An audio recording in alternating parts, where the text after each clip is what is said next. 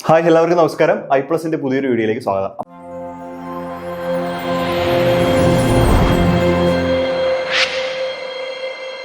അപ്പോൾ ഇന്ന് നമ്മൾ പഠിക്കുന്നത് CO2 ലേസർ അഥവാ കാർബൺ ഡയോക്സൈഡ് ലേസർ. എന്താണ് കാർബൺ ഡയോക്സൈഡ് ലേസർ? അപ്പോൾ നമുക്ക് നോക്കാം എന്താ കാർബൺ ഡയോക്സൈഡ് ലേസർ.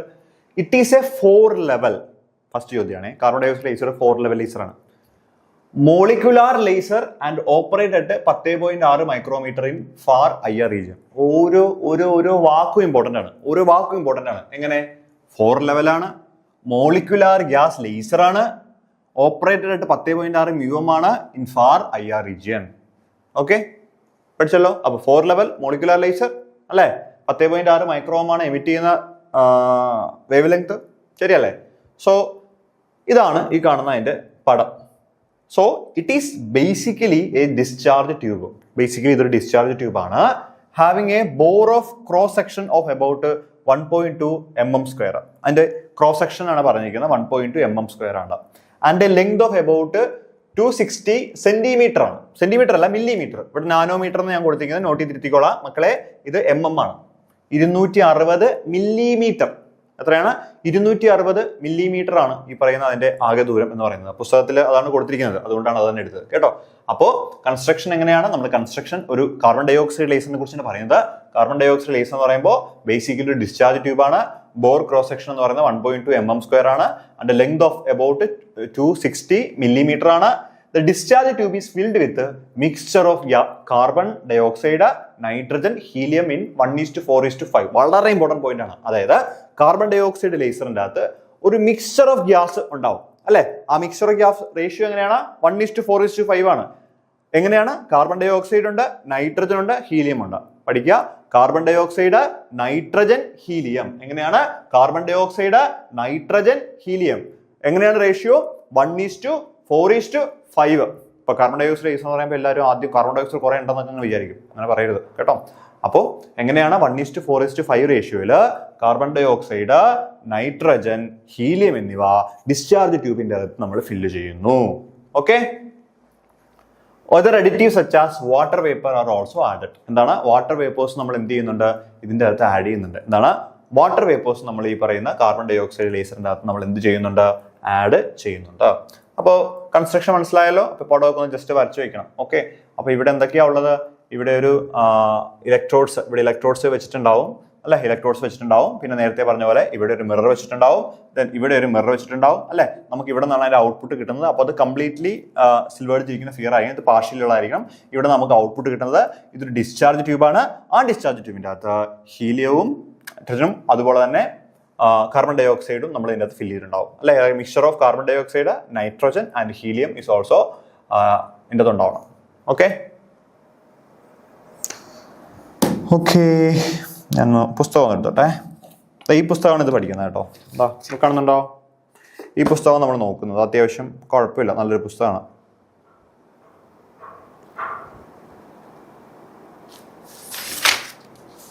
ഇതിൽ കുറച്ച് അധികം ഉണ്ട്. 3 പുസ്തകം നോക്കുന്നുണ്ട്, പക്ഷെ കൊള്ളാം.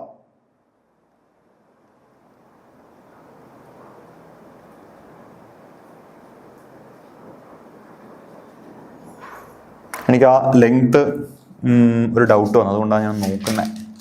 അത് തന്നെയാണ് ഞാൻ ഒന്നുകൂടെ ക്രോസ് വെരിഫൈ ചെയ്യുകയാണേ. കുഴപ്പമില്ല. Okay, ready.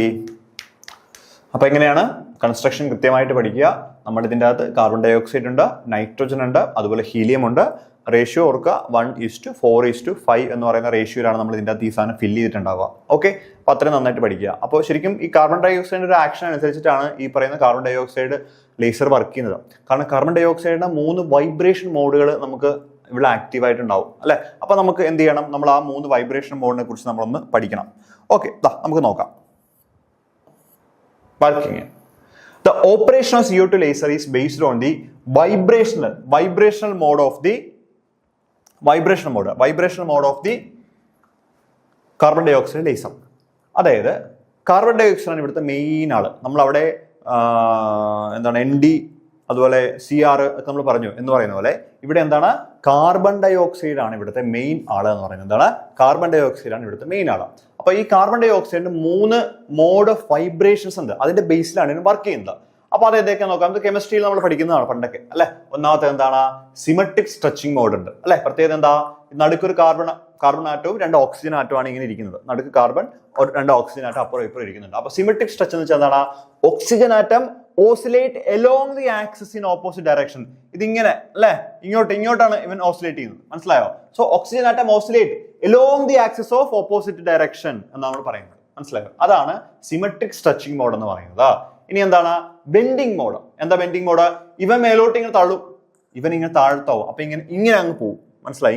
ഇവരിങ്ങനെ താഴ്ത്തിട്ടും ഇവൻ ഇങ്ങോട്ടും മേലോട്ട് പോകും. So bending mode, atoms oscillate perpendicular to the molecular axis. ഇതാണ് മോളിക്കുലർ ആക്സിസ്. ആ മോളിക്കുലർ ആക്സിന് പെർപെൻഡിക്കുലർ ആയിട്ട് ഇവൻ ഇങ്ങനെ, ഇത് മേലോട്ടും ഇങ്ങനെ ഇതാണ് മോളിക്കുലർ ആക്സിസ്, അതിന് പെർപെൻഡിക്കുലർ ആയിട്ട് ഓസിലേറ്റ് ചെയ്യും. അതിന് നമ്മൾ ബെൻഡിങ് മോഡ് എന്നാണ് പറയുന്നത്. അടുത്തത് എന്താ, അസിമെട്രിക് സ്ട്രെച്ച്. എന്താ asymmetric stretch? Oxygen atoms more in one direction while the carbon atom moves in the opposite direction. Okay, അതായത് more അല്ല, moves ആണ് കേട്ടോ. The oxygen atom moves in one direction while the carbon atom moves in the opposite direction. More അല്ല, move. നോക്കൂ, ഇവൻ ഇങ്ങോട്ട് ഇത് ഇങ്ങനെ വരും, പക്ഷെ ഇവൻ അകന്നും പോവും, മനസ്സിലായോ? അതായത് അസിമെട്രി ആണ് അവിടെ, അസിമെട്രിക് സ്ട്രെച്ചിങ്. അടുത്ത് തന്നെയാണ്, പക്ഷെ അസിമെട്രി ആണ് അവിടെ, അസിമെട്രിക് സ്ട്രെച്ചിങ്. അപ്പൊ ഇതിന്റെ ഇമ്പോർട്ടൻസ് എന്താ? ഓരോ വൈബ്രേഷണൽ മോഡ് എടുക്കുമ്പോഴും ആ ഓരോ വൈബ്രേഷണൽ മോഡിനും എന്തുണ്ട്, ഓരോ എനർജി ലെവലുകൾ നമുക്ക് ഡിഫൈൻ ചെയ്യാം. അപ്പൊ നമ്മുടെ ഇവിടുത്തെ എനർജി ലെവലുകൾ എന്ന് പറയുന്നത് ഈ വൈബ്രേഷണൽ മോഡുകളുടെ എനർജി ലെവലാണ് ലേസിംഗ് ആക്ഷനായിട്ട് നമ്മൾ യൂട്ടിലൈസ് ചെയ്യുന്നത്. ഓക്കെ, ശരി.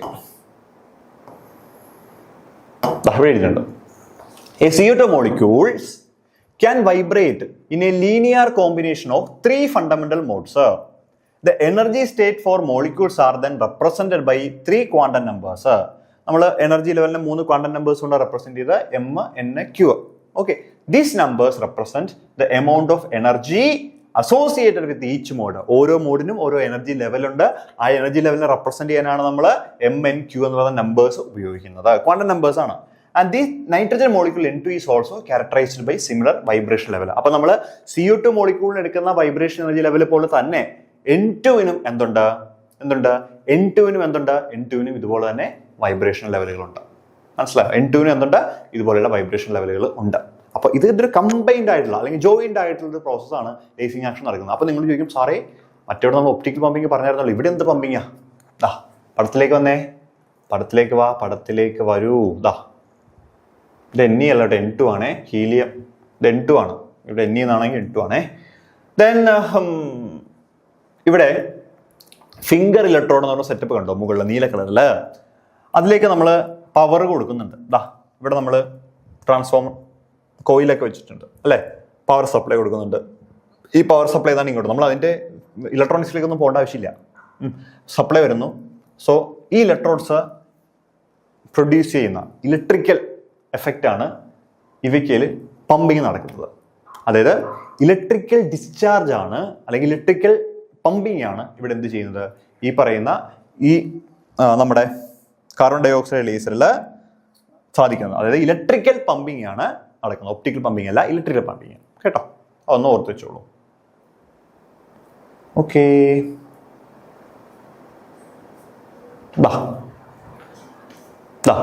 ഈ പടം ഒന്ന് നല്ല വൃത്തിയായിട്ട് നല്ല ഭംഗിയായിട്ടൊന്ന് വരയ്ക്കണം. പറഞ്ഞു തരാം എന്തൊക്കെയാണ് കാര്യങ്ങളെന്ന്. നിങ്ങൾ ഇടത് വശത്ത് കാണുന്നത് നമ്മൾ എടുക്കുന്ന നൈട്രജന്റെ 2 മോഡുകൾ ഉണ്ടെങ്കിൽ ആ മോഡുകളുടെ വൈബ്രേഷൻ മോഡാണെങ്കിൽ അത് ഓക്കെ, അതിന്റെ എനർജി ലെവലുകളാണ് നിങ്ങൾ ഈ കാണുന്നത്. ഇതൊന്നാണ്, ഇത് മറ്റൊന്നാണ്. ഓക്കെ, ദെൻ നിങ്ങൾ കാർബൺ ഡൈ ഓക്സൈഡ് എടുത്തു കഴിഞ്ഞാൽ അതിന്റെ പല ലെവലുകളാണ് നിങ്ങൾ ഈ കാണുന്നത്. E1, E2, E3, E4, E5 എന്ന് പറഞ്ഞ പല ലെവലുകൾ നിങ്ങൾ ഇവിടെ കാണുന്നുണ്ട്. 4 ലെവൽ ലേസർ ആണ്. നിങ്ങൾ ഈ വരകളുടെ എണ്ണം വെച്ചുകൊണ്ട് എത്ര ലെവലാണെന്ന് പറയരുത് കേട്ടോ, അതിൽ വേറെ പല ആക്ഷൻസ് ഉണ്ട്. അപ്പോൾ അതുകൊണ്ട് അങ്ങനെ ചിന്തിക്കരുത്. നമ്മൾ പഠിപ്പിക്കുമ്പോൾ പറയും ഇത് ഇത്ര ലെവൽ ലേസറാണെന്ന് വെച്ചാൽ ആ ലേസറാണ്, അങ്ങനെ പഠിച്ചു പോകണം. യെസ്, അപ്പോൾ ഇവിടെ കാർബൺ ഡൈ ഓക്സൈഡ് ആണ് താഴെ അല്ലേ, ഇത് നൈട്രജന്റെ എനർജി ലെവലാണ്. ഓക്കെ, അപ്പോൾ രണ്ടിന്റെയും കമ്പൈൻഡ് ആയിട്ടുള്ള എഫക്റ്റ് ആണ് ഇവിടെ സത്യം പറഞ്ഞാൽ ലേസിംഗ് ആക്ഷൻ നടക്കുന്നത്. ഓക്കെ, അപ്പോൾ സിമ്പിൾ ആയിട്ട് എൻ്റെ വർക്കിംഗ് ഒറ്റ സ്റ്റെപ്പിൽ പറഞ്ഞുതരാം, എന്നിട്ട് നമുക്ക് ബാക്കി മുന്നോട്ട് വായിച്ച് പോവാം. ഇവിടെ ഈ പറയുന്ന ഇലക്ട്രിക്കൽ പമ്പിങ് നടത്തുന്ന സമയത്ത് ഈ നൈട്രജൻ എക്സൈറ്റ് ചെയ്ത് ഒരു ഹയർ സ്റ്റേറ്റിലേക്ക് പോകും, അതായത് മുകളിലെ സ്റ്റേറ്റ് കണ്ടോ. അപ്പോൾ നമ്മൾ കാർബൺ ഡൈ ഓക്സൈഡ് എടുക്കുമ്പോഴും നൈട്രജൻ എടുക്കുമ്പോഴും ഇവരുടെ ഹയർ ലെവലുകൾ സെയിം ആണ്, അല്ലെങ്കിൽ രണ്ടിനും ഒരേ ക്വാണ്ടം നമ്പേഴ്സ് ആണ്. ഞാൻ വേണമെങ്കിൽ ആ ക്വാണ്ടം നമ്പേഴ്സിന് അത് മെൻഷൻ ചെയ്യാം. നിങ്ങൾ വേണമെങ്കിൽ ഒന്ന് നോട്ട് ചെയ്ത് വെച്ചോ. ഞാനത് പടത്തിലില്ല, ബുക്കിൽ ഞാൻ എഴുതിയിട്ടുണ്ട്. ഈ ലെവല് 001 ആണേ, 001. ഈ ലെവലാണെങ്കിൽ 100 ആണ് ഈ ലെവല്. ദെൻ ഈ ലെവലാണെങ്കിൽ 020 ആണ് ഈ ലെവല്. ഇത് 010 ആണ് ഈ ലെവല്. ഓക്കെ, താഴത്താണെങ്കിൽ 000. ഓക്കെ, അതിനിപ്പോൾ ഇവിടെ ഇമ്പോർട്ടൻസ് ഒന്നും ഇല്ല, ഞാൻ ജസ്റ്റ് പറഞ്ഞു തന്നേ ഉള്ളൂ. These are quantum numbers. അപ്പോൾ നമുക്ക് പറയാം 001 എന്ന് പറയുന്നത് E5 റെപ്രസെന്റ് ചെയ്യുന്ന ലെവലാണ്. വിച്ച് റെപ്രസെന്റ് ക്വാണ്ടം നമ്പർ ആണോ, അങ്ങനെയൊക്കെ പറയാം, കാര്യമില്ല, ഞാൻ പറഞ്ഞതേ ഉള്ളൂ, പുസ്തകമുള്ളതുണ്ട് കേട്ടോ. അപ്പോൾ ഇവിടെ സംഭവിക്കുന്നത് എന്താണെന്ന് വെച്ചാൽ ഈ നൈട്രജൻ എന്താണ്, നമ്മൾ കറണ്ട് പാസ് ചെയ്യുമ്പോൾ, അത് നമ്മൾ ഗ്യാസിൻ്റെ അടുത്തേക്ക് കൂടി കറണ്ട് പാസ് ചെയ്യുമ്പോൾ എന്ത് സംഭവിക്കുന്നു, ഈ N2 മോളിക്യൂൾസ്, അതായത് ഇലക്ട്രിക്കൽ ഡിസ്ചാർജ് ആണ്, ഈ N2 മോളിക്യൂൾ എന്ത് ചെയ്യും, എക്സൈറ്റ് ചെയ്ത് ഈ പറയുന്ന 001 എന്ന് പറയുന്ന ക്വാണ്ടം ലെവലിലേക്ക് എക്സൈറ്റ് ചെയ്ത് മുകളിൽ പോയിരിക്കും. മനസ്സിലായോ, മുകളിൽ പോയിരിക്കും. എന്നിട്ട് എന്ത് ചെയ്യും, ഇവൻ അവിടെ അധികം നേരം രീതിയിൽ ഇവൻ പട്ടയെന്ന് താഴത്തേക്ക് പോരും. ഈ താഴത്തേക്ക് പോകുന്ന സമയത്ത് ഗ്രൗണ്ട് സ്റ്റേറ്റിൽ അല്ലെങ്കിൽ താഴെ ഇരിക്കുന്ന കാർബൺ ഡൈ ഓക്സൈഡുമായിട്ട് ഇവൻ എന്ത് കൂട്ടിയിടിക്കും, കൊളീഷൻ നടത്തും. കൊളീഷൻ നടക്കുമ്പോൾ എന്ത് ചെയ്യും, ഈ എനർജി ഇതിലേക്ക് ട്രാൻസ്ഫർ ആവും, അതിലേക്ക് ട്രാൻസ്ഫർ, CO2ലേക്ക് ആ എനർജി ട്രാൻസ്ഫർ ആവും. കാരണം ഇത്രയും എനർജി അവൻ്റെ അടുത്തേക്ക് വരികയാണ്. അപ്പൊ എന്ത് ചെയ്യും, ഇവൻ അത്രയും ഉയരത്തിൽ തന്നെ ഇവൻ തിരിച്ചു പോകും. മനസ്സിലായോ, ഈ കിട്ടിയ എനർജി എത്രയാണോ അത്രയും എനർജി സ്വീകരിച്ച് അത്രയും ഉയരത്തിലേക്ക് അവൻ പോയിരിക്കും. മനസ്സിലായോ, ഒരു ഊഞ്ഞാല് നടുക്കൊരു ബോൾ, ഒരാളിങ്ങനെ നിൽക്കുകയാണ്, കനമില്ലാത്ത അല്ല ബോൾ, ഒരു വലിയ ബോൾ ഇരിക്കുകയാണ്. ഒരു ഊഞ്ഞാലിങ്ങനെ ആടി മേളിൽ നിന്ന് ഒറ്റ വിടൽ വിട്ടാൽ ആടി ഇവൻ ഇടിക്കും. ഇവൻ ഇടിച്ച് ഇവൻ തെറിച്ച് അത്ര ഹൈറ്റിൽ പോയിട്ട് തിരിച്ചും കിട്ടും എന്ന് പറയുന്ന പോലെയാണ്. N2 മോളിക്യൂൾസ് എക്സൈറ്റ് ചെയ്യുന്നു, ദെൻ അവൻ താഴത്തേക്ക് പോകുന്ന സമയത്ത് ഉള്ള എനർജി ഈ പറയുന്ന താഴത്തേക്ക് പോകുന്ന സമയത്ത് നമ്മുടെ CO2 മോളിക്യൂളായിട്ട് കൊളൈഡ് ചെയ്യുകയും കൊളീഷൻ നടക്കുന്നതിന്റെ ഫലമായിട്ട് അത് എക്സൈറ്റഡ് സ്റ്റേറ്റിലേക്ക് പോകുന്നു. ഏറ്റവും മേളിൽ സ്റ്റേറ്റിൽ പോയി. പക്ഷേ ആ മുകളിൽ സ്റ്റേറ്റിൽ അധികം നേരം അവൻ ഇരിക്കില്ല. അവൻ എന്ത് സംഭവിക്കും, അവൻ അടുത്ത സ്റ്റേറ്റിലേക്ക് ഇങ്ങോട്ട് ചാടും.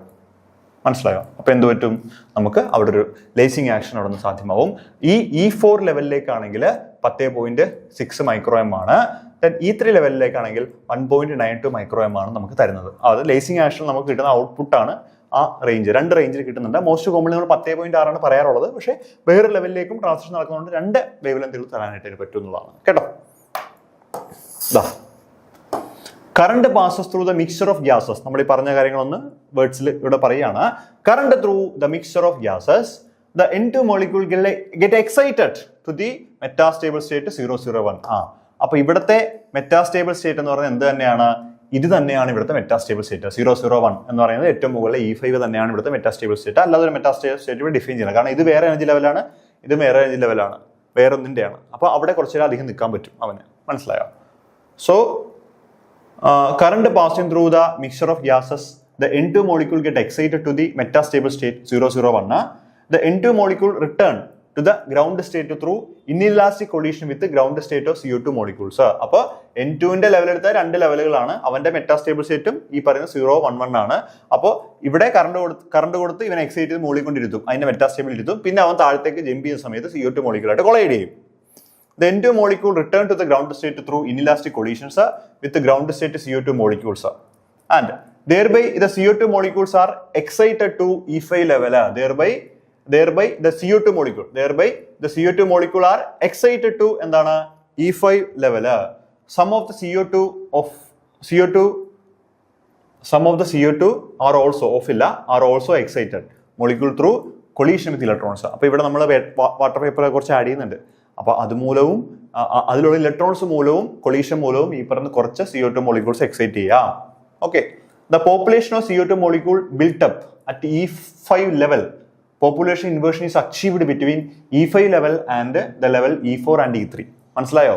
പോപ്പുലേഷൻ ഇൻവേർഷൻ അച്ചീവ് ചെയ്താൽ മാത്രമേ നമുക്ക് ലേസിങ് ആക്ഷൻ നടക്കുള്ളൂ. അപ്പൊ ഈ ലൈനിൽ പറയുന്ന പോയിന്റ് എന്താ? ഈ ലൈനിൽ പറയുന്നത് ഇത്രയേ ഉള്ളൂ. അതായത് ഈ പറയുന്ന പോലെ നൈട്രജൻ കൊളൈഡ് ചെയ്തതിന്റെ ഫലമായിട്ട് CO2 മോളിക്യൂൾസ് ഇവിടെ വരാം. അതുപോലെ ഇലക്ട്രോണുകളുമായിട്ട് കൊളൈഡ് ചെയ്തും CO2 മോളിക്യൂൾസ് ഇവിടെ വരാം. മനസ്സിലായോ? ആ CO2 മോളിക്യൂളുകൾ എന്ത് ചെയ്യും? ഇവിടെ ഒരുപാട് വരാൻ നേരത്ത് ഈ പറയുന്ന E4ഉം E3 എന്ന് പറയുന്ന 2 ലെവലുകൾ എന്ന് പറയുന്നത് E5യുമായിട്ട് പോപ്പുലേഷൻ ഇൻവേർഷൻ സാധ്യമാവും. ഇവിടെ കൂടുതൽ ആളുകളും ഇവിടെ കുറവ് ആളുകളും വരുന്നു. അതിന്റെ ഫലമായിട്ട് E5ൽ നിന്നും E4ലേക്കും E5ൽ നിന്നും E3യിലേക്കും എന്ത് സംഭവിക്കുന്നു? ബൾക്കായിട്ട് പറയുന്ന മോളിക്യൂൾസ് താഴത്തേക്ക് പോരും. അതിന്റെ ഫലമായിട്ട് ലേസിങ് ആക്ഷൻ നടക്കുന്നു. Okay, thereby the CO2 molecules are excited to E5 level.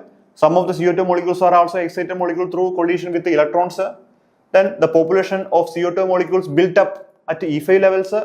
population inversion is achieved between E5 level and the level at E4 and E3. Okay ആണേ? സെറ്റല്ലേ?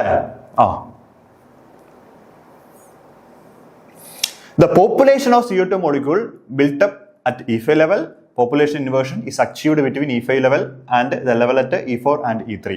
The lasing transition between E5 to E4 level produces an IR radiation of 10.6 microM wavelength. The lasing transition between E5 to E3 level produces far IR radiation of 9.6 microM wavelength. രണ്ട് പഠിച്ചിട്ടുണ്ടാവണം. Okay. The CO2 molecule in the lower laser level E4 and E3 must decay quickly to the ground state to maintain population inversion. Thereby, they decay to E4 level. അതായത് അവിടെ കുറെ ആളുകൾ അതായത് നമ്മൾ പറഞ്ഞ E5-ൽ നിന്നും E4-ലേക്കും E3-ലേക്കും transition നടക്കുന്നുണ്ട്. അപ്പോൾ E3-ലും E4-ലും ട്രാൻസിഷൻ നടന്ന് ഒരുപാട് ആളുകൾ അടങ്ങിയിരിക്കുകയാണെന്ന് വിചാരിക്കുക. കുറെ ആളുകൾ ആയിക്കഴിഞ്ഞാൽ മുകളിലുള്ള ആളുകളെക്കാൾ കൂടുതൽ താഴെയുള്ള ആളുകൾ വരുമല്ലോ. അങ്ങനെ താഴെയുള്ള ആളുകൾ കൂടിക്കഴിഞ്ഞാൽ പോപ്പുലേഷൻ ഇൻവേർഷൻ എന്ന് പറയുന്ന ഒരു കണ്ടീഷൻ അവിടെ വയലേറ്റ് ആവും. അപ്പോൾ അത് വയലേറ്റ് ആവാൻ പാടില്ല. അങ്ങനെ വയലേറ്റ് ആയിക്കഴിഞ്ഞാൽ അവിടെ ആ ലേസിംഗ് ആക്ഷൻ സ്റ്റോപ്പ് ചെയ്യും. അപ്പോൾ എന്ത് ചെയ്യും? അത് വയലേറ്റ് ആവാതിരിക്കാൻ വേണ്ടി താഴെ വരുന്ന ആളുകളെ ഡീപോപ്പുലേറ്റ് ചെയ്ത് അതിന്റെ താഴത്തേക്ക് കൊണ്ടുവരണം. എന്തിനു വേണ്ടിയിട്ട്? പോപ്പുലേഷൻ ഇൻവേർഷൻ കണ്ടീഷൻ മെയിൻറ്റെയിൻ ചെയ്യാൻ വേണ്ടിയിട്ട്. അതാണ് ഈ പറയുന്ന point. The CO2 molecule in the lower level E4 and E3 must decay quickly to the ground state to maintain population inversion. So they decay to E2 level. അതെന്ത് ചെയ്യണം? E2 ലെവലിലേക്ക് decay ചെയ്യണം. മനസ്സിലായോ? സോ അതെങ്ങനെ സാധിക്കും? The helium atom collide with the CO2 in the E2 level, de-exciting them to ground state 00 via thermal relaxation. മനസ്സിലായോ? അപ്പോൾ helium എന്തിനാ ഉപയോഗിക്കുന്നത്? ഹീലിയം ഉപയോഗിക്കുന്നത് താഴത്തെ ലെവലിലേക്ക് വരുന്ന ലേസിംഗ് ആക്ഷൻ നടന്ന് താഴത്തെ ലെവലിലേക്ക് വരുന്ന കാർബൺ ഡൈ ഓക്സൈഡ് മോളിക്യൂളിനെ ഡീഎക്സൈറ്റ് ചെയ്യിക്കാൻ വേണ്ടിയിട്ടാണ് എന്ത് ചെയ്യുന്നത്? ഹീലിയം ആറ്റം നമ്മൾ ഉപയോഗിക്കുന്നത്. എന്ത് വഴിയാണ് ഉപയോഗിക്കുന്നത്? തെർമൽ റിലാക്സേഷൻ വഴിയാണ് നമ്മൾ ഈ പ്രോസസ്സ് അച്ചീവ് ചെയ്യുന്നത്. മനസ്സിലായോ? ചുമ്മാതൊന്നും കൊണ്ടല്ല ഹീലിയം അതിൻ്റെ അകത്തേക്ക് ചേർക്കുന്നത്. മനസ്സിലായോ? വാട്ടർ വേപ്പർ ചേർക്കുന്നത് പോലും ഈ പറയുന്ന പോലെ കൂടുതൽ ഇലക്ട്രോൺസുകളെ കൊളൈഡ് ചെയ്യിക്കാൻ വേണ്ടിയിട്ടാണ്. മനസ്സിലായോ? ഓക്കെ, ക്ലിയർ അല്ലേ? അപ്പോൾ അങ്ങനെയാണ് നമ്മുടെ ഈ പറയുന്ന ഇതിൻ്റെ വർക്കിംഗ് നമുക്ക് പറയാം. ഇതിൻ്റെ ആപ്ലിക്കേഷൻ കൂടിയുണ്ട്, അതുകൂടി നമുക്ക് പറഞ്ഞിട്ട് നിർത്താം. ഓക്കെ, എവിടെ?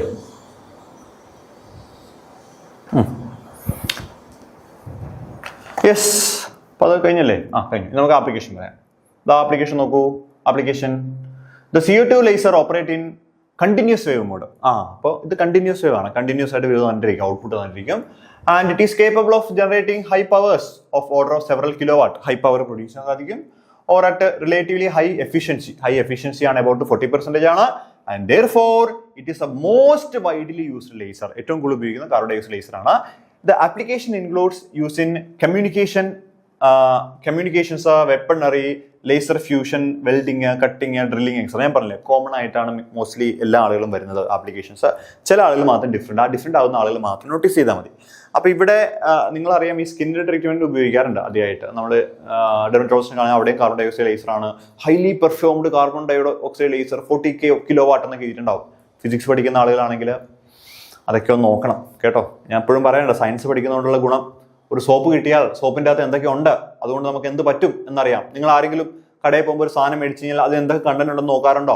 പ്രിസർവേറ്റീവ്സ് ഉണ്ടോ, അതുണ്ടോ ഇതുണ്ടോ എന്നൊക്കെ നോക്കാറുണ്ടോ? എത്ര ഇതുണ്ട്, മറ്റതുണ്ട്, മറിച്ചുണ്ടോ നോക്കാറുണ്ടോ? അതൊക്കെ നോക്കണം. അതൊക്കെ നോക്കണമെങ്കിൽ അടിസ്ഥാനപരമായിട്ട് കുറച്ച് സയൻസ് വിദ്യാഭ്യാസം നമുക്ക് ഉണ്ടാവണം.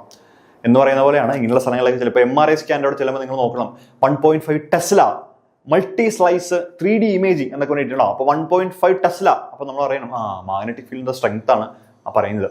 അപ്പോൾ അങ്ങനെ അറിയണം എന്തൊക്കെയാണ്. എക്സ്റേ ചെയ്യുമ്പോൾ അവിടെ എക്സ്റേ റേഡിയേഷൻ ഇത്ര കിലോവാട്ട് എന്നൊക്കെ പറഞ്ഞിട്ട് എഴുതിയിട്ടുണ്ടാവും. അപ്പോൾ അത് അറിയണം. അവരെന്തുകൊണ്ടാണ് ഷീൽഡ് ഇടുന്നത് എന്ന് എന്തുകൊണ്ട് അറിയണം, റേഡിയേഷൻ അടിക്കാണ്ടിരിക്കാൻ അല്ലേ. കാത്ത് ലാബിൽ എക്സ്റേ ചെയ്യുമ്പോൾ എന്താ സംഭവിക്കുന്നത് അറിയണം. അതെല്ലാം ഫിസിക്സ് ആണ്, ഇതെല്ലാം ഫിസിക്സ് ആണ്. എൻഡോസ്കോപ്പ് ചെയ്യുമ്പോൾ എന്താണെന്ന് അറിയണം. അതിനുള്ള ഒപ്റ്റിക് ഫൈബറോട് ഞാൻ പറഞ്ഞുതരാം. ഓക്കെ, ശരി, ഞാൻ വർത്താനം പറഞ്ഞാൽ നിൽക്കും. അപ്പോൾ നമുക്ക് എന്തായാലും ഇത് അവസാനിപ്പിക്കാം. ഇനി നമുക്ക് ലേസേഴ്സ് പഠിക്കാനുണ്ട്. അപ്പോൾ നമുക്ക് അടുത്ത ലേസറുമായിട്ട് അടുത്ത വീഡിയോയിൽ കാണാം. Thank you and bye bye.